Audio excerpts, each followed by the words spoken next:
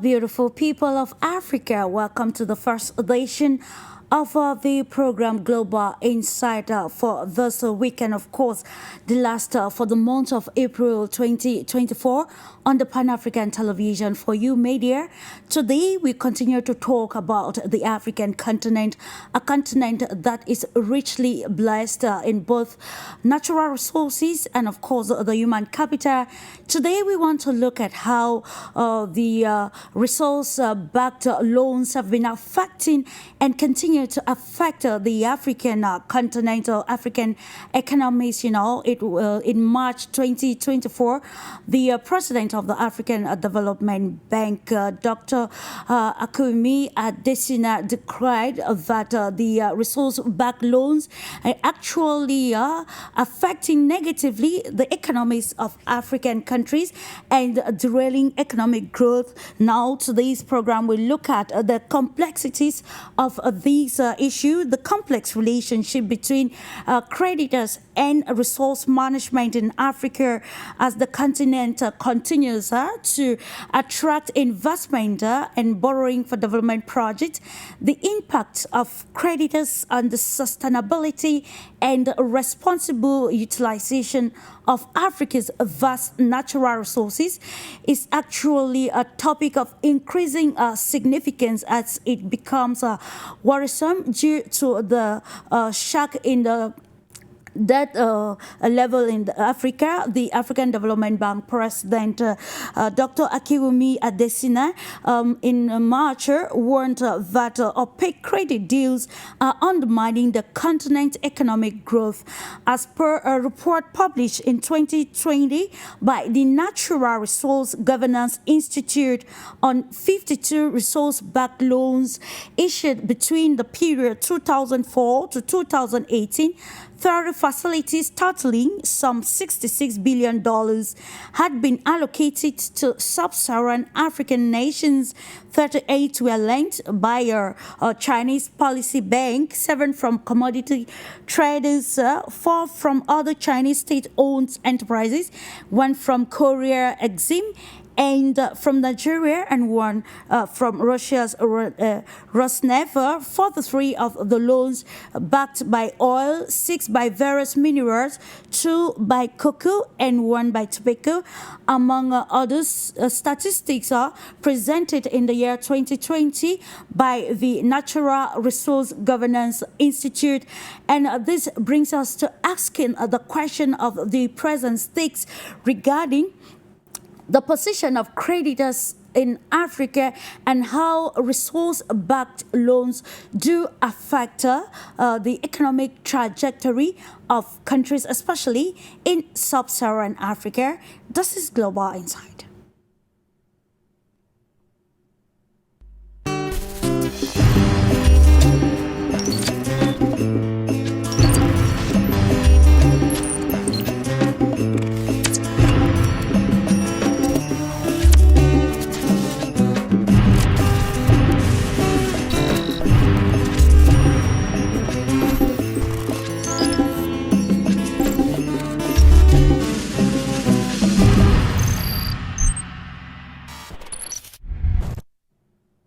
Welcome back. It's time for us to unveil the panel of experts that will give more insight on this very important aspect, the impact of creditors on resource-backed loans on African economic development, Africa's economic trajectory. Let's take you now to the United States of America. We're being joined by ACHILLE, who is a banker and who doubles as an international financial expert. A pleasure having you this day to put more light on our topic for discussion this day, ACHILLE. Thank you, Clarice. Thank you for inviting me again on this program. It's a pleasure to always be here, support this program. I believe it's a good stage for all our Africans to be able to share their views on different topics that are very important to their development and their livelihood. So thank you again for inviting me, and talk to you later. And thank you for respecting the rendezvous, Mr. EKEU. It is of utmost importance, I must say. Let's now take you to Canada, being joined by Dr. Elijah ENOAKU, who is Director of Center for Africa Development. Welcome to you, sir, to today's edition of Global Insight. Thank you, Clarice. Thank you, televiewers all over Africa. And thanks for inviting me again.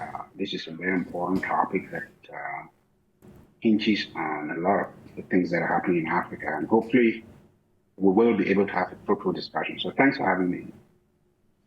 It's always a pleasure, and thanks for respecting the rendezvous.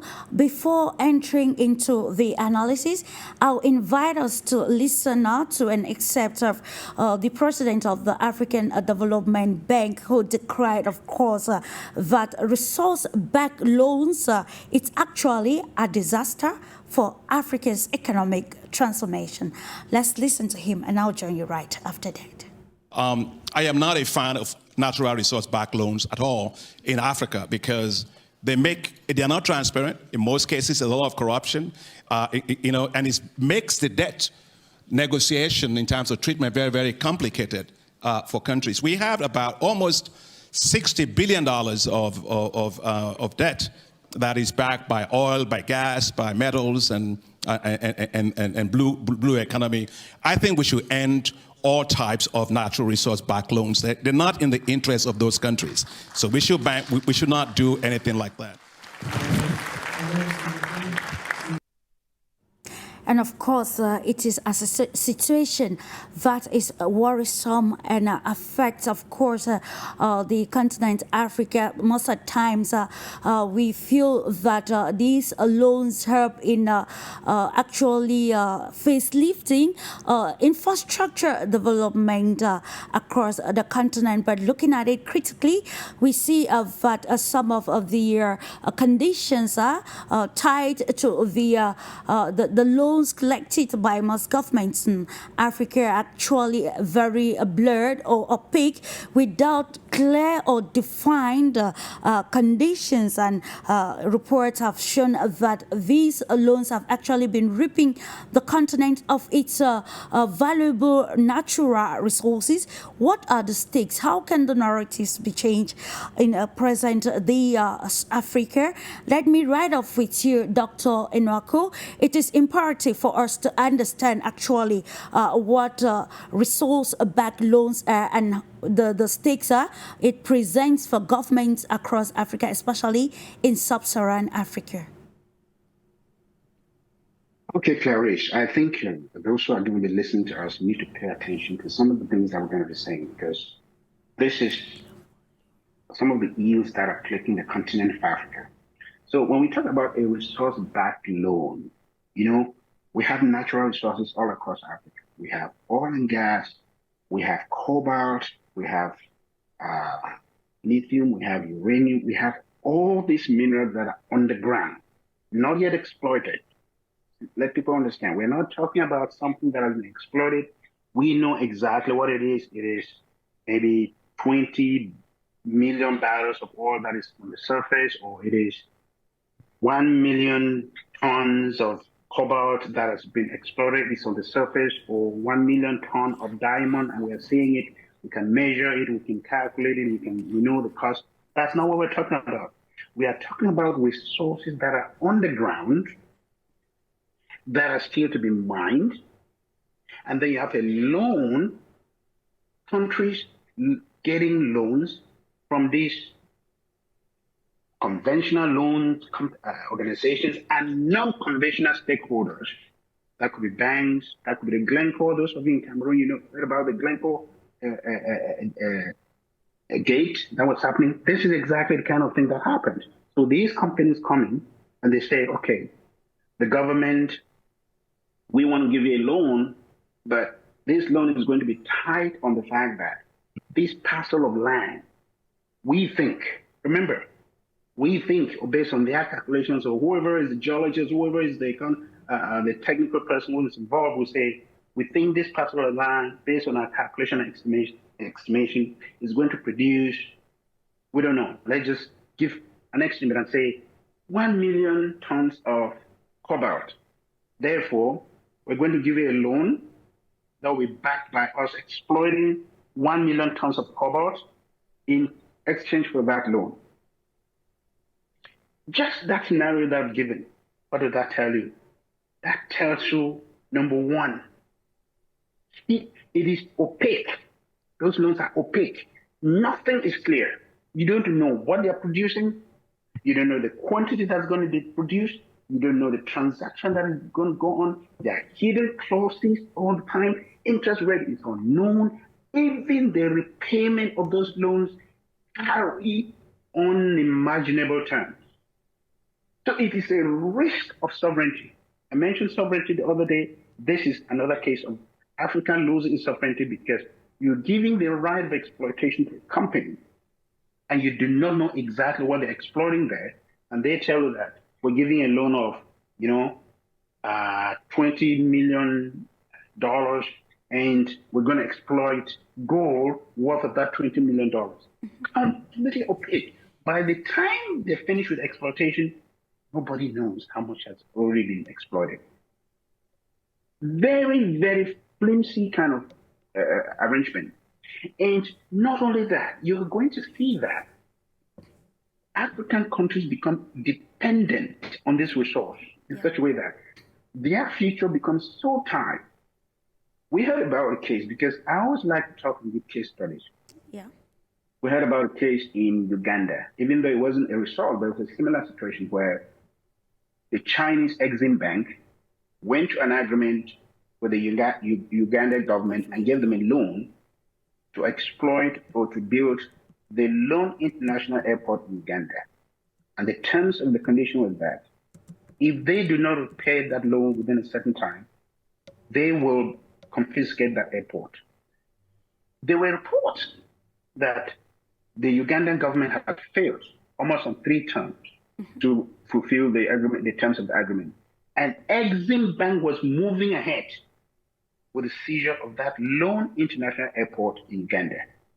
Even though that's not a natural result, but these are the kind of predatory loans we're talking about. Absolutely. Loans with string attached, hidden loan, hidden cost, hidden interest. Nothing is open, just an opaque and black market kind of transaction. So it is very dangerous for Africa. And when I listen to Mr. Adesi now, I am 100% in agreement with what he said. These kind of loans should be banned on the continent of Africa. It should be banned. Loans should be taken on a tangible asset. I shouldn't even say tangible asset. Assets that are measurable, you can see it, we know the value at that time, Absolutely, and not on resources that we do not know exactly what is going to be exploited. At the end of the day, you take a loan for 10 million, the company that's trying to do extraction will probably be going, you extracting minerals in the neighborhood of billions and ripping the continent of Africa, ripping the country that's involved. So these are predatory loans. It should be banned. It should never be practiced. These do not help the cause of Africa.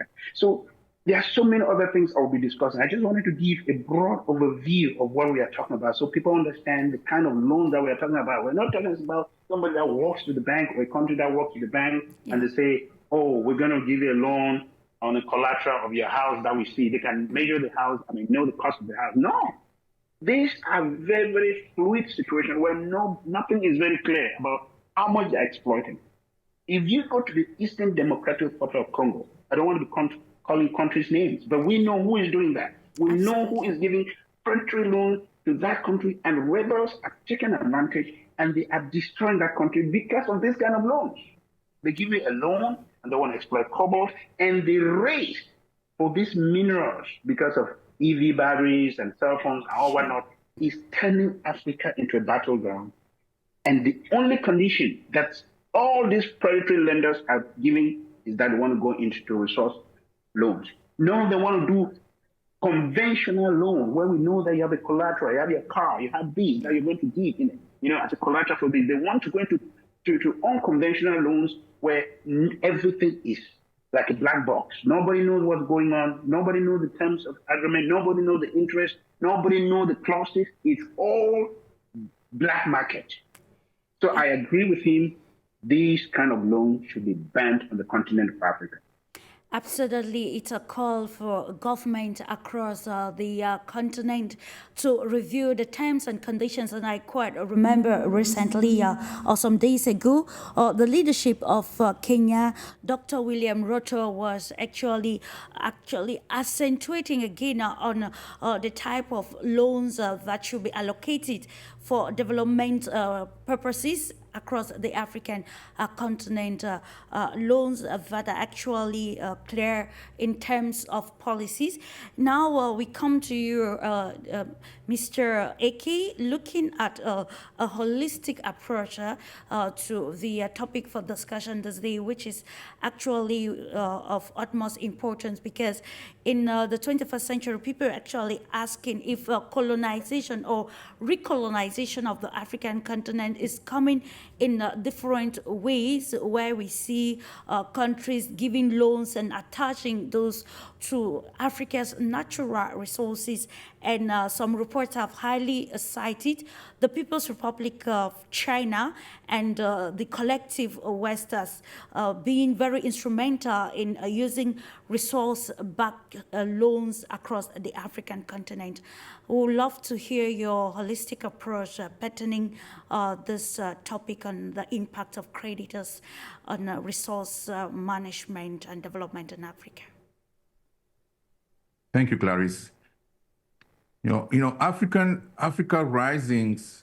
Africa's rising debt levels and changing creditor landscape are posing significant challenges for the continent's resource management and economic development. Public debt in Africa reached 1.8 trillion in 2022, having increased by 183% since 2010, a rate roughly 4 times higher than the African GDP growth. So a key concern is the growing share of debt owed to private creditors, which rose from 30% in 2010 to 44% in 2021. This complicates debt resolution, as private creditors like banks have differing interests than traditional bilateral and multilateral lenders. Lack of formal creditor coordination mechanisms further hinders timely and orderly debt restructuring. Many countries have taken on resource-backed loans, accessing financing in exchange for future income streams from their natural resources. At least 11 African countries have taken dozens of such loans worth billions of dollars since 2000, with China being the top lender. However, these opaque deals are difficult to price, long-term, and risk exploiting countries' resources. So high debt is diverting resources from critical development spending. Preserving advances in human capital, infrastructure, and the investment climate should be a key objective. African governments urgently need debt restructuring with private creditor participation to free up resources for development and return to a sustainable growth path. In summary, Africa's complex debt dynamics and creditor relations are undermining its immense economic potential. Debt transparency, restructuring, and new financing approaches are needed to ensure countries can harness their resources for long-term development. Examining this nexus of debt, creditors, and resource management is crucial for Africa's future prosperity. Thank you. Indeed, it is crucial for Africa's future prosperity. Staying with you, Mr. Eke, listening to all the statistics you've presented so far in your preamble, and of course we see an increase in debt across the African continent. And when we look at the continent right now, money is being channeled either in servicing debts or trying to fight insecurity, which has engulfed the country in recent times. So the question now is, what do you believe are the most pressing challenges posed by this trend from the statistics you just highlighted? for the continent's economic development and maybe its overall stability? Well, that's an interesting question, Clarice. Africa has an endowment in terms of natural resources that is, I think, it's one of the largest in the world, and we are sitting on gold mines and all these minerals, but we have no idea really how to manage those resources. I think that's the main issue that we have.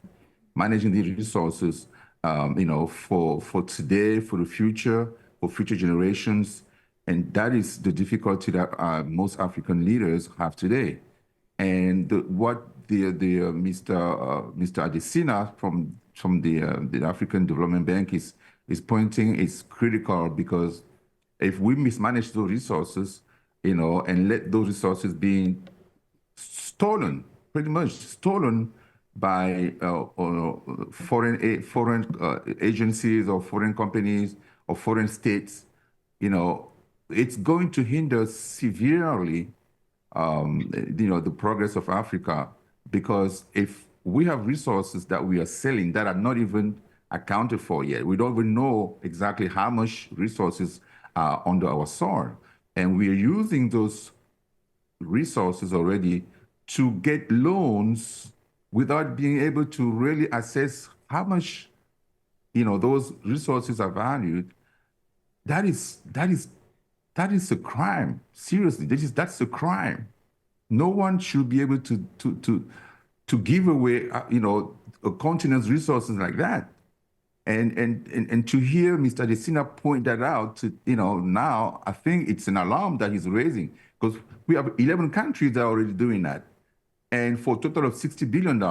So if we don't raise those concerns now and find ways to stop, those practices, it's going to be hard, for the continent, to lift, its head in the next century. So it's critical for Africa now, based on this what Mr. Adesina is saying, to find a way to pass laws or to pass some kind of restriction, at the level of the continent, to really bar any country from using, those resources that are not, valued. We have no idea how much they're worth, and using them as, assets to, that's going to back loans that we're taking from predatory lenders, from,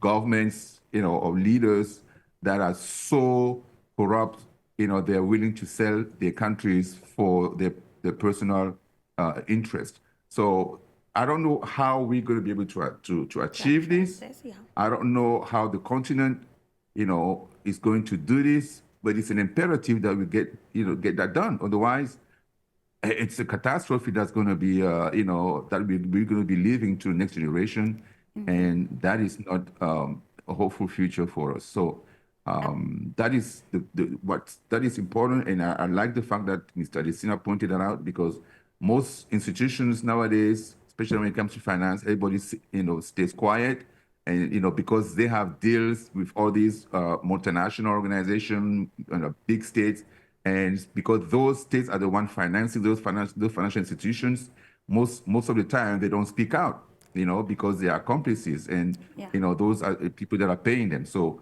we have to, and I really appreciate what Mr. Adesina did, and I think it's a wake-up call for all Africans to be able to, stop these practices. Indeed, it's a wake-up call for Africans, and particularly the African government at the forefront of actually deciding and engaging in such negotiations with companies or creditors. Actually, from the premise, it is defined or noted that some of these loans are given at a very low or minimal interest rate, but that only exist on paper, but in reality, we can see the consequences of such an the economic trajectory of the continent, and even the future of the continent remains undefined with the way the resources are being exploited. Coming back to you, Dr. ENOAKU, we have identified, of course, the premises and the stakeholders involved in the negotiations, and when we see the African Development Bank saying such deals are actually impeding or slowing down the bank in its own activities towards bringing development across Africa, we know that it is something of that needs to be really actually addressed. So now, with this consciousness coming from the African Development Bank and even some African politicians or presidents like Dr. William Ruto and many more, what do you think can be done to ensure transparency, accountability between lenders and borrowers, especially as far as natural resource management is concerned across sub-Saharan Africa? Okay, Clarice, thank you for that question. Before we go to that question, I just want to highlight, let people understand the risk we're dealing with here before we look at what we need to do. Absolutely. Because the first thing is, if you look at what Mr. Adesina was saying, he was pointing out the danger to the continent back and what needs to happen. Number one, you look at the risk of the governance of those projects, because it's like this. Somebody comes to your house and say, I'm going to build this road from here to your door. And in exchange for that, you give him the key and say, go to my farm and harvest plantains that are worth the cost of the road that you're going to build to me. Just listen to that. How does that sound? He wants to build a road because most of these loans are linked to infrastructure development. That's how they use it as a catch on Africa. Sure. They want to develop a piece of infrastructure, and then they say, oh, we have this block of mineral production. Okay, we feel that the road that you're building for us is going to be equivalent to the minerals that you're going to produce or you're going to exploit from that piece of chunk of land. You see how the governance of that project is very, very opaque and so bad, because that is the trap that they use. Yes, we need infrastructure in Africa, but you are not going to jeopardize the future and the resources of the nation without putting appropriate checks and balances in place on what that loan is. That's risk number one. Risk number two, these loan for resources are not competitive at all. Mm-hmm. If you look at the international market, there are very few companies and countries that go into this because they come in with cheap interest rates, but with a caveat. They come in with very cheap interest rate with a caveat behind.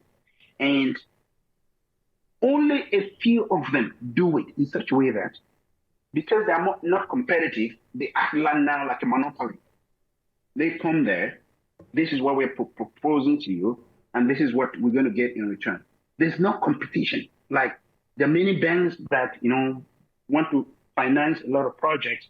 You can go to bank A, bank B, bank C, and have quotes here and there before you decide and say, I want to go with this bank. But when it comes to this kind of lending, there are very few of them. So they operate in anarchy. Not only that, the terms of agreement of this loan I mentioned before, it's a black box. Nobody knows. They operate with so much flimsy, dark background policy in such a way that, care not taken, they will ransack the continent of Africa, and the resources that are supposed to be used for the development of our land will be taken away by a few people. And they undermine the sustainability of that production. Look at, let me just give an example for those who have been following the news. If you look at what Shell did in Nigeria, If you look at what Shell did in Nigeria, when they did the exploitation of oil and they completely decimate that agricultural sector in the south side part of Nigeria, up to today, farmers cannot plant their crops and harvest anything because when they did the production, the waste disposal that was done from there completely destroyed the land. You can't even plant anything and harvest. So these people have no environmental responsibility to anybody. They are not responsible to anybody. They can do anything. They can destroy anything. So these are not responsible partners for Africa.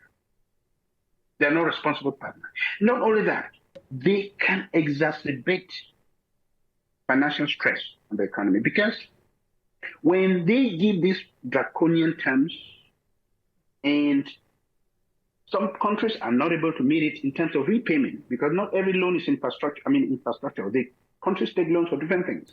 Those that are not able to pay within that time or obey the terms of the agreement, what do? Some of the conditions, as we have seen in the Eastern Democratic Republic of Congo, is that they would demand for more resources in order to cover up what the country has not been able to pay. That is what Africa is losing. So what should Africa do? Africa should go for what we call conciliatory loans. Africa should trade with the South-South. Make sure that you take the South-South cooperation, trade with India, trade with some of these other countries, with the exception of China. China is a bad actor in this. Trade with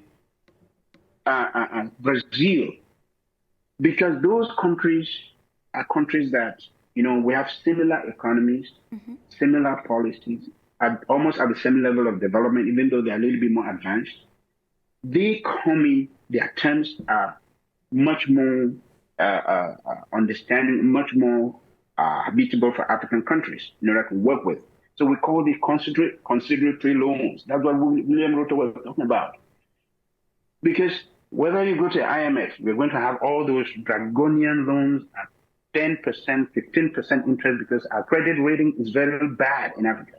In fact, the best country that I saw that credit rating, I can't remember when it was Kenya or South Africa. The rest, they have B minus, or whatnot. So you're going to borrow at very high risk. You go to these resource-based loans, you're going to fall in the same trap. So our best bet in Africa is go for conciliatory loans, where the terms will be quite fair to us. We'll negotiate on a win-win basis, and the collateral securities that are involved is nothing to do with resources. Absolutely. Let Africa exploit their resources, see the value of it, use the value from it, and be able to pay for loan, and not give their resources as a backup for loans. That's a very bad policy, and I agree with that, Deshina. So there are many things that we can do in Africa. It's just that many countries are trying to take the easy road. Oh, we have minerals. Okay, China coming here, you're looking for minerals for batteries. You have a lot of battery plants in China. Could we give you this piece of block here? You explore from here, and then construct this road for us. Nobody knows what they're extracting from there. How much is it? Absolutely. Nobody knows. Actually determine. And that's where the problematic lies at, bringing us to the relation between African politics and also politicians, and even how the some unintentional politicians make the African continent very vulnerable with the policies or the type of engagement they take, especially with international financial lenders across the African continent. Coming back to you, Mr. Eke, I pointed out that the leadership of Kenya, Dr. William Ruto, that was yesterday, where we saw a majority of African leaders or head of states gathering together and advocating actually to relook some of these issues. And while addressing the IDA summit, President William William Ruto underlined that the African continent has been looking for long-term and consensual loans. Do you think with all of this awareness that has been created as far as the dealings between creditors and borrowers are concerned across the African continent, is there a clear scope or platform to address these stakes and maybe review some of these policies mandated or brought forth by these lenders and the African governments who are also major stakeholders in all the dealings?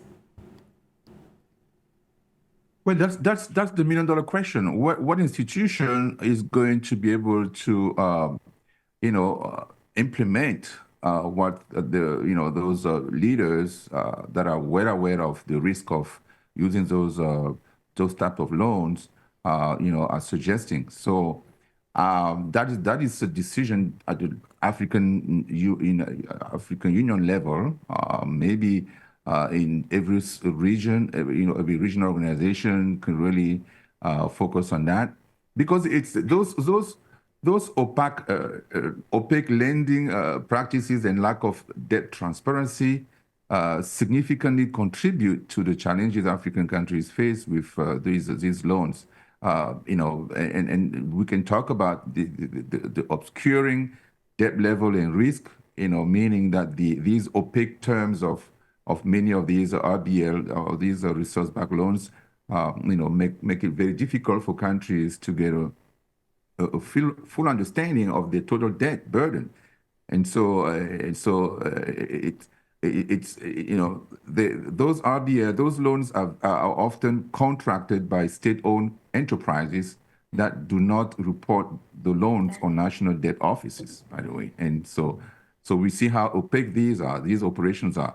And in addition, those type of loans undermine accountability, meaning that the lack of transparency on these loans terms enables corruption and undermines public accountability, for borrowing decisions. So a country may have, taken such loans, with a different leader, maybe 5, 10, 15 years ago, but it's nowhere to be found in the books of the country. But other institutions, those lending institutions, they have those loans on their books. So when a new government comes to power, hey, he's presented with a different amount of debt that the country owes, and he's like, whoa, I never knew about this. It's nowhere found in our books. And that's because, corrupt leaders, use those tactics to be able to finance whatever ill purpose, intent they have. And so, whether it's to stay in power or maybe to corrupt, other politicians to be able to do their bidding. So it's very difficult for us to be able to assess, the African loans, African debt today. And just like Dr. ENOAKU was saying, people don't know what kind of debt, what's the debt level, and those credit rating agencies, they are aware of the amount of debt because all these financial institutions, they report to those credit agencies and they'll be able to access those data and therefore give us those poor ratings that we see. But we don't see the infrastructure. We don't see anything being built. Look at Cote d'Ivoire, 30,000 billions CFA debt. You look around, you don't see anything. And, the population is still as poor as before, all this trouble that they had. With war and civil war and all that stuff. It's because international organizations come in, they do whatever they want and they take the money and they leave, and the country is there with debt without have any infrastructure. And these are the type of debt that we don't really see, we don't really know, we don't really understand how they get the debt, but because they're using those resource-backed loans, so it's something that we really have to ban. But I don't know at what level, what institution, should be doing that. I think this is something that the African Union should be focused on. And, and I hope the African Development Bank will also, be part of those type of discussions to figure out how they can operate that ban all over the continent. But at my level, so far, I can only say that the African Development is really the best organization to be able to put forward that discussion, bring them to the leaders, bring the discussion to the different leaders in Africa, and see how we can find solutions to that, because we don't want to sell the future of Africa. We're only 1.5 billion right now. It's good. In the next 20 years, we're going to be at 2. In the next 50 years, we're going to be at 4 billion people. So we don't want to jeopardize that future. And indeed, we need a sustainable future for the African continent. And the question is, Mr. Ike, you've highlighted that the African Development Bank is a major stakeholder alongside the African Union to be able to maybe mitigate the risks involved in such resource-backed loans that we see in contemporary Africa. So the question is, do you think it will be easier to attain this milestone, given that these institutions we've just highlighted actually still rely on external funding, and some of these countries that are maybe involved in funding the projects of the bank and the African Union are also cited as one of some of the lenders to African government? How can we actually understand maybe the complexities of it, and trying to look for practical ways to mitigate the risks associated to resource-backed loans? I stay with you.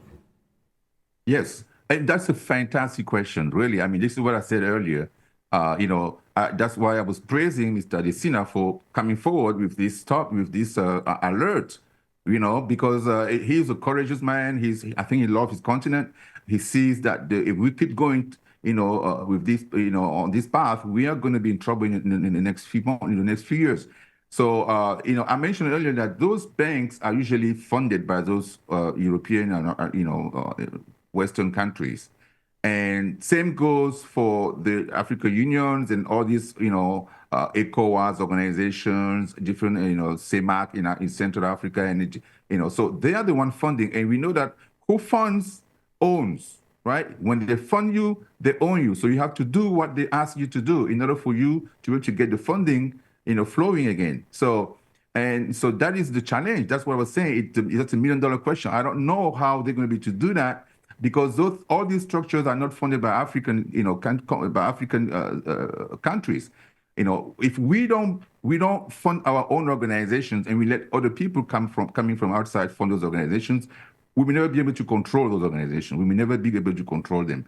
And what is important for us, in terms of decisions like these type of decisions, like banning, those resource-backed loans, it is going to be a challenge, because those people who fund those organizations, they will raise their concerns as well and say, hey, listen, our countries, we need this loan, we need the money, we need to do business with Africa, so we can't, lobby. They start lobbying, they start corrupting leaders, and promise of infrastructure. This is the same corruption process, right? They promise to build something, you sign the document to get the infrastructure bill, you send the money and nothing happens. And when you start, screaming, they, say, hey, listen, we can give you $1 billion in an account. So, let's let this thing go. And that's how politicians manage the continent. And so we have so much debt, but nothing to show for. So it's a difficult question that you ask, and I don't have the answers. I believe the only way for us to be able to be sovereign is by kicking all these people out, having our own institutions that are funded by the people of the continent. We already actually have money, but we just mismanage them, and so we have to come back to best practices. This issue raises a lot of issues on the continent. To be able to ban those practices, it's going to take a lot of entities to get together and to work, in a symbiotic way for them to be able to pass, laws or resolutions or whatever needs to be done to be able to stop these practices. But as we know, each country is sovereign. So if a Nigerian president wants to do whatever he wants in his country, he's going to go and do it regardless of whatever. And so even when we pass those bans, some countries will not, follow those decisions. And so that's another issue. And that's where we have a long ways to go when I look at things.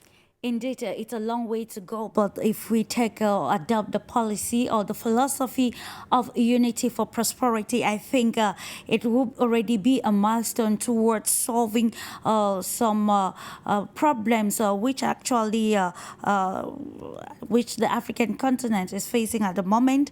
In the same light, Dr. ENOAKU, I would love to have your reactions pertaining the role of the African Development Bank and the African Union on mitigating the effect of the risks of resource-based loans across Africa. To think that countries in Africa actually use about 12% of the money to service debt, which is very worrisome in present-day society. So in your perspective, I know you've been very critical about the place of the African Union in ensuring that the continent can have a stronghold on issues that directly affect its economic trajectory.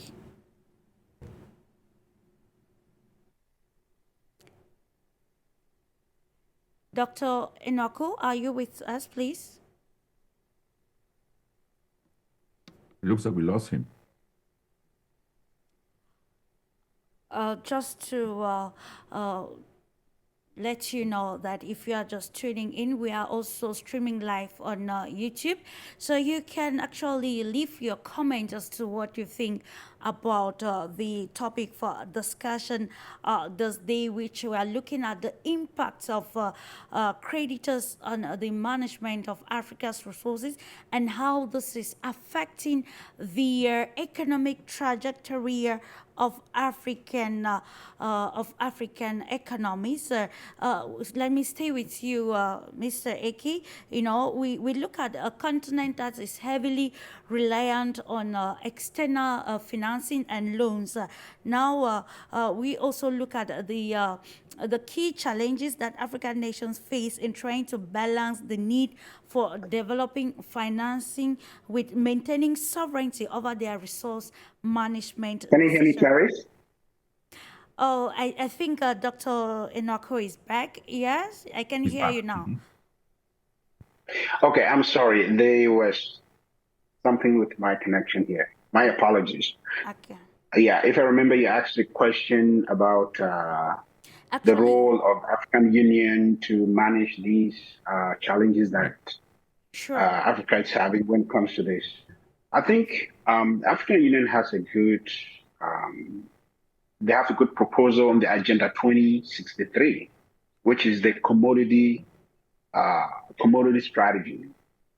Their commodity strategy says no commodity from Africa should leave the African soil without being transformed into a semi-finished product. That's the strategy. But the question is, where's the implementation? Last time I checked, they still have a draft. They haven't come out with the logistics and everything for every country to implement. I think that's a good way to go. If they actually implement the commodity strategy, even though they call it Agenda 2063, it will go a long way, because we're not going to see organizations or countries or banks coming to exploit resources that we don't even know what it is on the ground. They will rather buy either a finished product or semi-finished product. Now we know what we're actually selling to them. We know what we're actually dealing with. Yeah. So that would be a good strategy to implement. If they implement that, it will go a long way. And Clarice, just to put it in perspective so that people understand some of the dangers that we are facing here. Absolutely. One just happened in Chad a while ago, where Glencore, I mentioned at the top of the program that the Glencore gate that we saw. We have a company that came and gave a loan of $1.45 billion to Chad. That was Glencore in exchange for oil. That was in 2024. So when they made those arrangements with Chad, there was a lot of corruption and embezzlement that went on. But the greatest risk was in 2015, the price of oil went from $120 per barrel to $45 per barrel. So Imagine that you make an agreement, oil was going for $120 a barrel. They felt that they were able to pay the loan. And now it went to $45 per barrel. Chad went into economic crisis because of that. Mm-hmm. You see the danger that African countries are facing because of this. Just one agreement crumbled the country into economic crisis, such a way that the United States and all these Western countries have to charge Glencoe of corruption, of this and embezzlement, and Glencoe finally accepted paying huge sums of money. But again, it's the same thing we are talking about, the danger of loans for resources on the African continent. You can crumble an economy very easily by this type of means. So the African Union should take the bull by the horns. Ban this kind of practices, not just banning this kind of practices, put a strategy in place that makes sure that we are selling either finished product or semi-finished product and not giving products on the ground that we don't know what it is for somebody to come and exploit. Yeah. That is the way to go.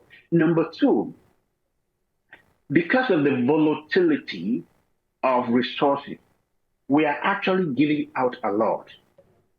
I take the same case that I gave to you a while ago. Now oil is somewhere, I think, $70 per barrel, if I remember. It's not going to remain at $70 per barrel. When the African countries are making an arrangement, an agreement with these countries, they're making an arrangement or giving a loan based on the current value of that commodity. Take, for example, cobalt, nickel, and all these other minerals that are going to be used for electric vehicles and phones and batteries. The prices are still, competing right now. But those loans that are being signed are signed at the current prices. Give yourself 10 years from now, those prices are almost going to triple. Who loses? You're not going to come back to the negotiating table and tell those organizations and say, no, we need to renegotiate. No, you negotiated already. We agree that is maybe $20 per maybe a ton of nickel. That's what it is. The benefit of increase in prices accrue to them. It doesn't accrue to the state of Africa.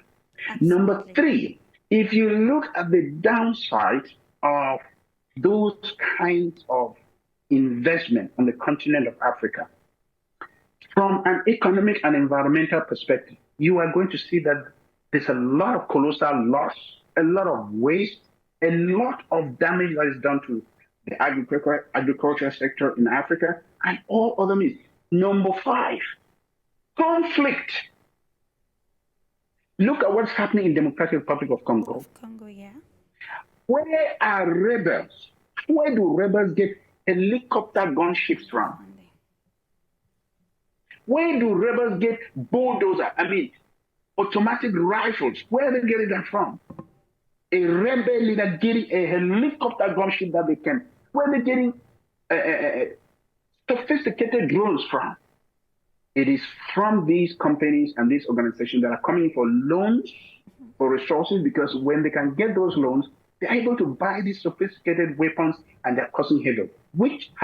Which is the worst conflict in the world right now, is in the area that is the richest resources in the world, Eastern Democratic of Congo. That tells you the practice of loan for resources is disastrous to the continent of Africa, and we must put a stop to it. Indeed, it's very imperative to where the consequences of such, or the risks involved in such decisions, like President or Dr. Adesina highlighted. You cannot actually determine the value of an asset in years to come, and that's where the clarion call was on African governments actually relook some of these loans or resource-backed loans that they engage with these especially private lenders. It should be noted, Dr. Elijah, you highlighted the presence of shale in Nigeria and the environmental effect on the Niger Delta. And presently, I think in Namibia, we see Chevron and also the German company involved in exploration of oil exploration in Namibia, and we can link it to the topic of today, where we are looking at the consequences, because according to a deal that is being entered by the Namibian government and this Chevron, we'll see the American oil company taking about 80% of for all that they've been agreed on, and it becomes again more problematic given the consequences or the negative effect that this will have, particularly on the African continent. Let's link this solutions to the resource-backed loans, and then we look at how the disintegration of the African continent is already an impediment towards having a unanimous decision on this aspect, given that the African Union is actually very limited in solving some of these problems. So still with you, Dr. ENOAKU, how can African countries now strategically negotiate with creditors to ensure that the resource exploitation and development projects serve the long-term interest of Africans, its people, and particularly the environment? Absolutely, Clarice. It's on an African platform that I already mentioned. It has to be on an African platform, because country by country, these guys will still have their way to manipulate. Without a single African platform where they agree on a strategy, these guys will still have their ways to manipulate, because you just mentioned Namibia.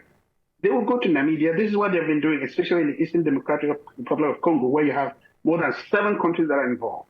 You have Rwanda, you have Uganda, you have Burundi, you have Zimbabwe as well, forgotten the other 2. There are about 7 countries that are involved. So what these guys do is that they manipulate different countries not to come to an agreement on peace. It's on record. I'm not just saying something that's not on record. They manipulate these countries not to come to a single peace agreement, because they know if there is peace in that region where all these countries agree on what they need to do on a common strategy, the way of divide and rule, when they get ethnic communities to fight one another, give them rifle guns, give them helicopter gunships, that is going to be taken away from them. So if Africa fails to work on a common platform when it comes to this community strategy, they will continue to be problems. Number 2, you mentioned Shell. Yesterday we were talking on, I can't remember, I think last week when we were on this platform, I mentioned something about competitive advantage. Absolutely. What is Africa's competitive advantage? Without any doubt, agriculture. Do you think these countries care what your competitive advantage is? The answer is no. That's why the Shells of the world, the Chevrons of the world, they will do exploitation of oil and gas, and they'll completely decimate the environment if they work in such a way that no single crop can grow there again. They don't care about the environment. And when leaders want to rise up, what happened in Nigeria, on the Ogoni land? When Ken Saro-Wiwa rose up, they will use dictators in those countries, which was Abacha at that time, to arrest those leaders that want to rise up against the pollution and the destruction of the environment, and do whatever they want with it. That's what Ken Saro-Wiwa was killed. So these powers that be, these organizations that be, these private lenders that be, they will manipulate even the political system in any country because they want to get their way. So the downside for us in Africa is enormous. So Africa must unite, make sure that we have a common platform in which to fight, because single-handedly, it's going to be a tough battle for every single country to win, because you're dealing with multi-million industrial complex in the West here. They have all the connections. I think it was in your show, maybe when you were still with your sister organization, that one of your presenters came on screen from Zambia. I think you were the one, you and I and the other one was on that show, Clarice. Yeah. And he said he was a presidential candidate in Zambia.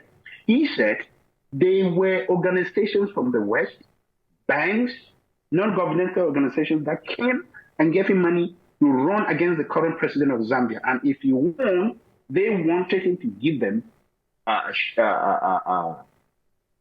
production rights, mineral rights to produce in their country.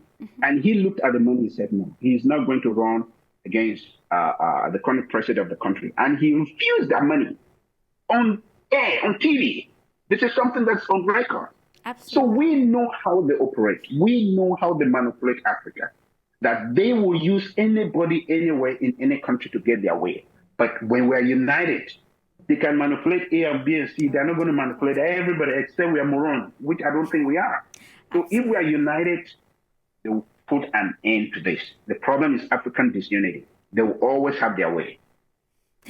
Indeed, it's it's high time that African stakeholders actually take the advantage. The world is a global village, and with the presence of the internet, the world is more connected.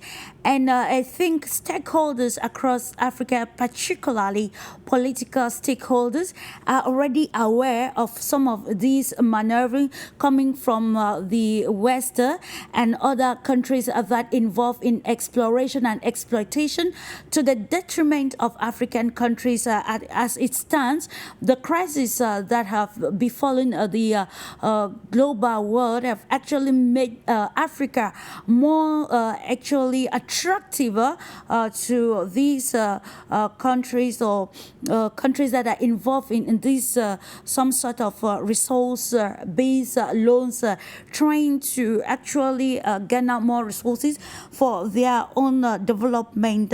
And I quite remember in March 2024 when the leadership of the African Development Bank was speaking with the managing director of the International Monetary Fund. The two officials actually decried the fact that the resource-backed loans are actually an impediment towards ensuring a smooth economic path for countries in the developing world, particularly Africa. And to note that the managing director of the International Monetary Fund actually said that the organization will carry out a thorough assessment actually to look at how to address some of these lapses or the obstacles of these resource-backed loans. So the question which I'm directing to you, Mr. Eke, we're talking about resource-backed loans, we're talking about financial institutions, and we see the International Monetary Fund, the World Bank, and particularly to note that recently Africa has been, the African Union has been admitted as a permanent member in the group of 20. So we want to look at the place of these institutions in addressing some of these challenges which the African continent is facing as far as the resources of the continent are concerned, and how can these institutions step in to see that instead of engaging in resource-backed loans without actually knowing the actual value of the asset in place, how can the African continent be made to move from a supplier of these raw materials to a continent that will know production of its raw materials in Africa for the benefit of the continent? Well, the G20 it's an organization where we the IMF and some of the institutions, the African Development Bank, they play a key role in terms of framework for debt relief initiatives, right? So even though they're imperfect and that's an understatement, these organizations are important for comprehensive debt restructuring, including these resource-backed loans when countries are in distress. But I think some of the suggestions for me, in terms of how Africans, the continent should be able to move away from those RBL, because really they are difficult to assess and really no one has an idea not a faint of idea what those resources are worth when they're doing those deals. So I think it's important to have the people in the continent unite, as Mr. Dr. ENOAKU said. But developing, our domestic capital markets to be able to mobilize, enough financing of our infrastructure is a very important step. We don't have that yet. We have small, very, very, very small local capital markets, like in Johannesburg, Nigeria, Morocco, and things like that. But they are very small. They have no major impact at the continent level when it comes to big infrastructure. We know there is a deficit of about of infrastructure that's estimated to be about between 130 to 170 billion dollars per year. And so in order for us to be able to, get those infrastructure built, we have to figure out ways to finance those infrastructure, without using RBLs, and the utilizing risk mitigation tools from development partners also can help attract private investments, exploring public-private partnership and joint venture. This is another way of financing. Most companies, infrastructure today are financed through this type of public-private partnership, so that the infrastructure is built and the company who built or the state who built it can exploit it for maybe, as a concession for 30 years, 50 years, whatever the term is, so they can recoup, their financing, and then the infrastructure remains for the state. So that way we don't have to, go on the ground and start using resources that we have no idea what they worth today and what they will be worth tomorrow or in the future. Because as you know, things are always changing very quickly when it comes to a value of these assets. So we have to be careful not to use those as resource, as assets that are backed, that are used to back those RBL loans.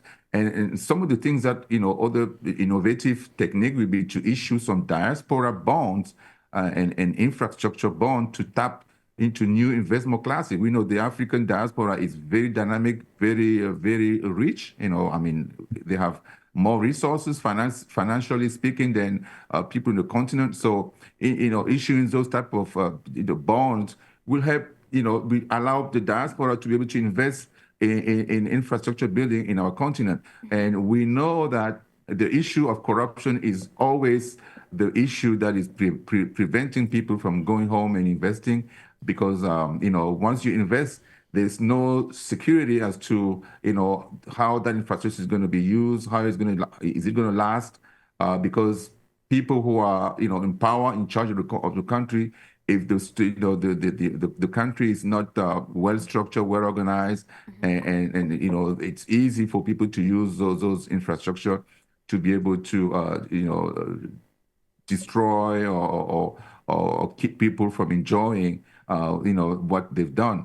And so it's a concern to the diaspora. So our government have to make sure we have the structure in place to be able to protect those investments, and accessing also climate funds and green bonds for sustainable infrastructure is also another way of financing those those infrastructure. So it's an all-encompassing solution that we need to adopt. But international organizations can be helpful. The BRICS, the new BRICS bank can also participate in that. Because they have better lending terms than the IMF and the World Bank, and they could help for countries that belong to the BRICS organization. And so so there's a variety of ways that we can do without using those RBLs. But I think our leaders have to really come together and work on a specific platform like the Agenda 2063 that Dr. ENOAKU was referring to earlier. That's a good start. That's a good start, but we need to go deeper than that. We need to be able to be more organized in a way that allows the continent to be able to implement that vision in a very practical and beneficial way to the continent. Indeed, it's about African stakeholders being intentional about the decisions they take patterning the future of the continent. In the same light, Dr. Elijah ENOAKU, the place of the international or multilateral institutions in salvaging this this problem of resource-backed loans in Africa. When we talk about multilateral institutions or international institutions, we even check to see that some of these countries are involved in such the resource-backed loans actually are parties or stakeholders in these multilateral institutions. Across Africa, some pundits have actually been very critical about the role of the Chinese Development Bank, the Chinese Exim Bank, and their terms of when it comes to giving out loans to African countries, loans which are tied to the infrastructural development. On the issue of international bodies, the BRICS Plus is actually coming into play, and we are also aware that the People's Republic of China is a member state of the BRICS group. So, in your perspective, what parameters can this organization use to address some of these lapses that actually put the economies of African countries in jeopardy at the time that the association has actually, or the bloc, I beg your pardon, has actually attracted a whole lot of African countries.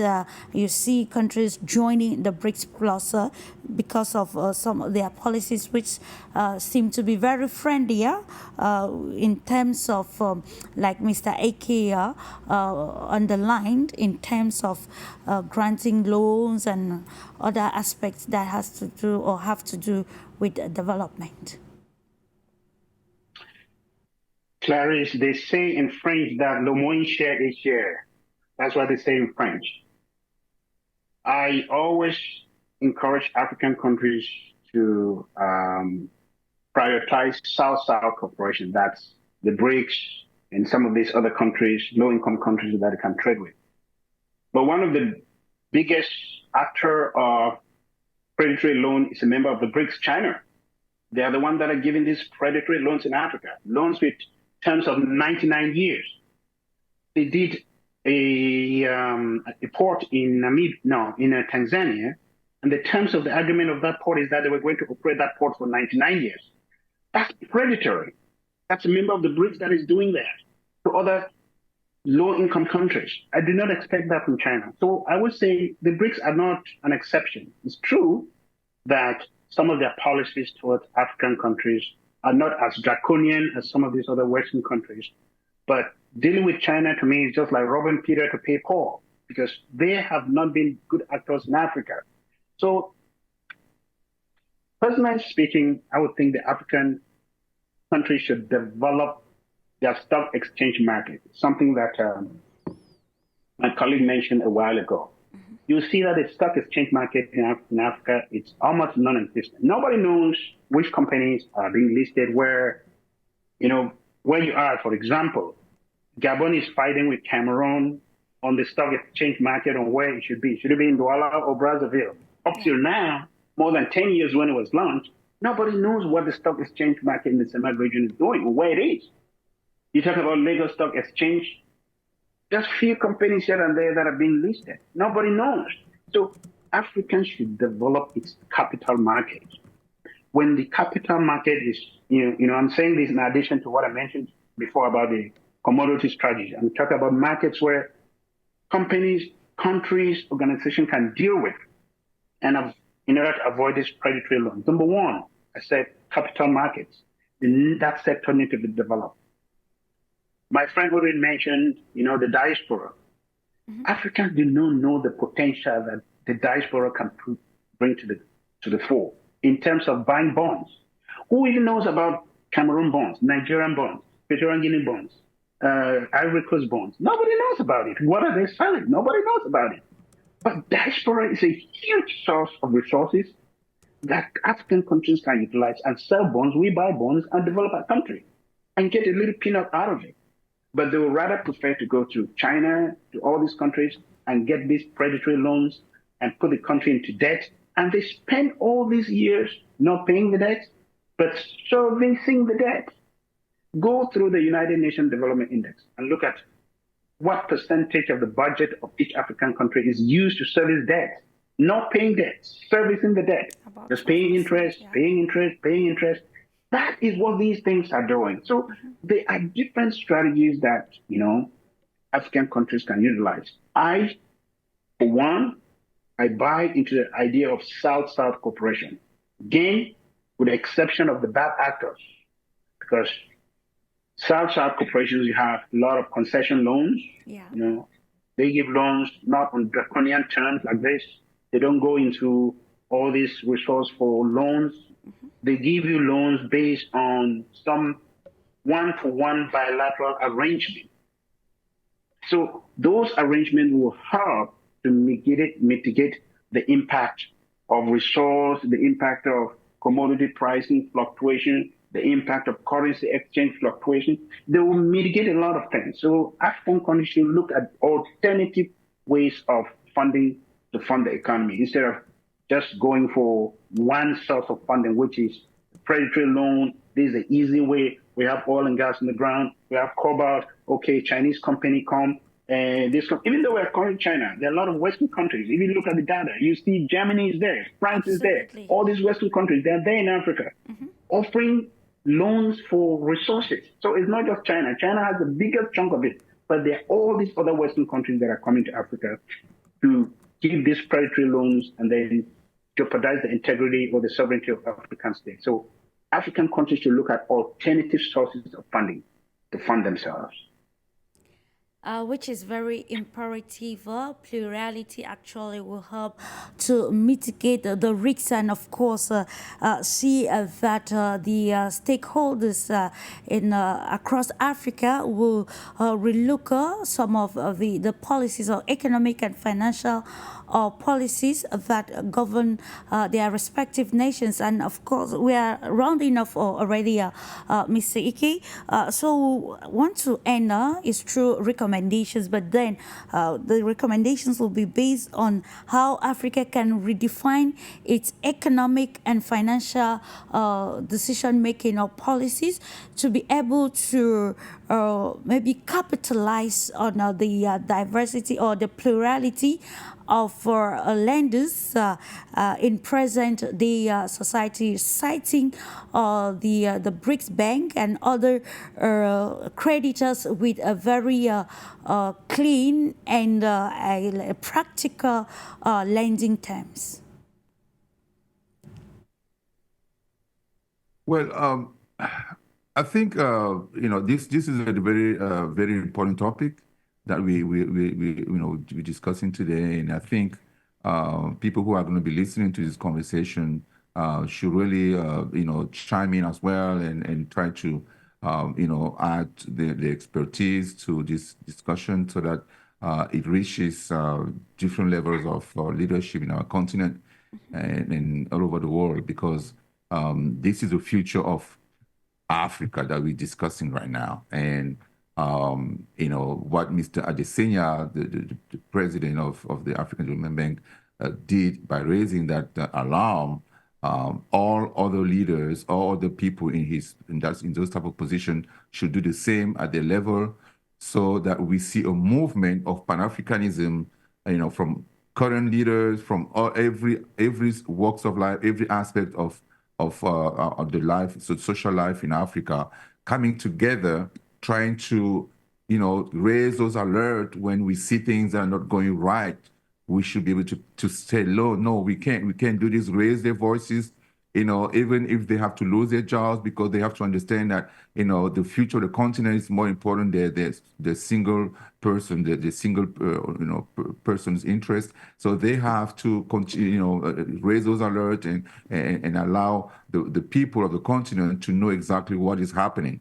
And the Pan-Africanist movement is really wreaking havoc, around, around the continent, and really doing good things for African people, and especially, people in the Sahel, that region that we see today are really, using all kind of tactics and techniques to be able to fund their projects. They don't go out and look for loans anymore. If you look at Mali, look at Burkina Faso, those guys are buying weapons every day, and they're not taking a penny from anybody, from the World Bank, from IMF, from any part of these institutions. And so what are they doing? We have to look at what they're doing and try to implement that in every other aspect. And so if we can do that, if they can do that, those countries that have limited resources, if they can figure out ways to fund their projects, they are those countries that are putting all kind of infrastructure. I mean,